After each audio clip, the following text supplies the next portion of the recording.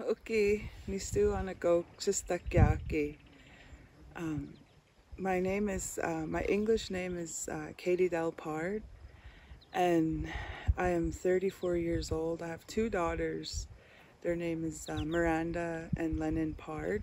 Their Blackfoot names are Sabita Piaki, which means night woman, and Sutaki, which means rain woman. And they both have a story to their name because when I first found out I was having Miranda, my oldest, um, I used to come and clean up for my grandparents and drive them around, or whatever that my auntie and my uncle and my mom couldn't do. It was more or less on me to take over or bring them to town, or do something to help them.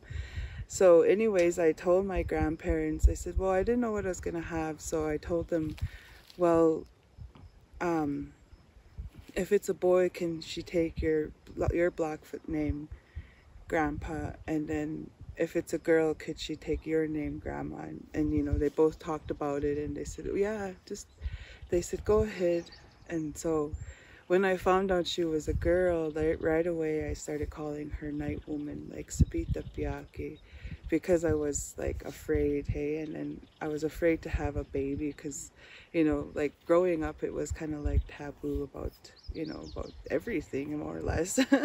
But with that, she was born in the night. And the story behind that was my grandma Rose, that was her Blackfoot name, and she said that she was with one of the old ladies, the medicine women, and she said they were gonna go walk from the river bottom up here, and they were gonna walk at night. So that old lady told my grandma, and she was just a little girl, she said that don't be afraid, your spirit's already talking to the night people to watch over us. And she said that's what your name means. It represents the night people, Sabita Beaks, hey. And so when I heard that story, I was like, oh, I gotta capture that name. So she took it, and when she was born in the night. And we almost lost her. 5 minutes she wasn't breathing, and I almost died too. So it was kind of dramatic, okay? But at the time, it was a very spiritual thing for me as a woman, and for her as a child, a baby. And so I really learned a lot with her. So my second baby, I knew I was going to have a second baby. So right away I started thinking, well, what's your name? Started asking her questions, and she was still in my womb. And, I kept asking, well, what's your name? Who are you? So I want to know how she looked. But when she came, was Sunday evening around this time, my cousins brought me over a big bump, and that helped my labor get induced. So all week I was pregnant. So Sunday evening around this time, I started feeling that. So I told my cousin, well, I'll sleep at your house. She lived in Lethbridge, so I'm close to the hospital. And by evening time, it started raining. And then it rained all the way right till she was born, that Thursday afternoon, till that Friday evening. My mom came to get us, and then all day, all Friday it rained. And then finally the next day, Saturday morning, I came outside at my mom's house, and it was just a bright sunny day, like, so right there I just knew, oh, you're Sutaki, like. So learning all that, it's, even though I could go on and on about names, Blackfoot names, but within our tradition and our culture, those names hold a significant, important key to our identity and who we are individually. Because even though our people were collective and we were almost like the same, we had individual gifts, and we all had something to do. Like, say if they had a women's group back in the day, we lived out in the prairies, the women were the main people that were like the cooks, the cleaners, the everything. including the men, they were the same thing. They were everything to what the women needed, and we were for the men. So that was the balance. But within our names, they were given to us through using the nature and the land and the animals that come around, or the weather that comes. You know, my brother Elijah was born in a blizzard, so they called him Little Blizzard Boy. You know, and then for myself, I did a research on my name, because my grandfather Nick Smith, Iniskunadopsi, was still here. And I asked my grandma to translate and ask him, could you ask him what my Blackfoot name is? Because he named us right away when we came out of the hospital. And he told me that, so I had my name since I was a baby.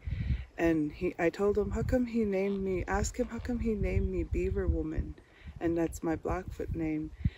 And at first I was like, oh, I don't know if I want Beaver Woman, you know, like, what do they do? What's their purpose? You know?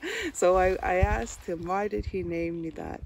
And when he explained, he just told my grandma that it represents the water spirits and what they do for the land. And he said, that's what your name means. And I was like, oh, okay. And at the time I was only 16. So as I started growing and, you know, going through everything, because for my age, I'm 3 generations from boarding school or residential school. And for me, my children are the 4th generation in my line. But they, you know, for me, it was something hard, like really hard to deal with, because growing up, I used to always wonder, you know, there was a lot of things that were very questionable within our community, our family values and the systems that were in place. And you know, there's a big change that happened, you know, when I started looking more into what happened to our people. And when I looked more deeper into it, and I started asking my grandparents, okay, well, what happened to you guys? Like, did you go to residential school or boarding school? And what kick-started that was, I seen this show called Where the Spirit Lives. And I can't remember who wrote it, but it's a story from Kainai. And this girl was in boarding school, and they just kind of showed what her life was, hey. And so I went in and I asked my grandma, I told her, well, did you go to boarding school? And she said, yeah. And so she started explaining what she went through, and you know, it just opened up my eyes to see, like, oh, like almost like a breath of fresh air. Like, okay, well, now I know that I'm not alone feeling this way. So for me, as a 3rd generation of boarding school, the things that I had to break were stuff that was very, very hard for women that lived before me and that couldn't heal certain things in their life. So as for me, I'm a woman, and I'm growing, and I'm raising my children and doing the best I can because of the system that we were put in. It broke our men, and a lot of women today are raising their children alone, or if they can't handle it, then it's the grandparents or the family members or the foster care system. The foster care system is a big thing. So, but with the 3rd generation, me being that 3rd generation, my job is to heal that pathway for my kids, because they're the next people that are going to be coming.